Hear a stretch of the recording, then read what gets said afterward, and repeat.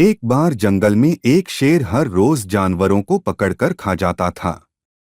सारे जानवर डर के मारे परेशान थे।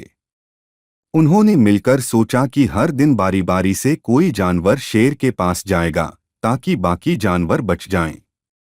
एक दिन खरगोश की बारी आई। वह बहुत चालाक था। वह जानबूझकर देर से शेर के पास पहुंचा। शेर गुस्से में बोला, इतनी देर क्यों की?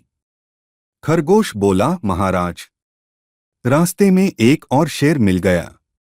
उसने कहा कि वह असली राजा है।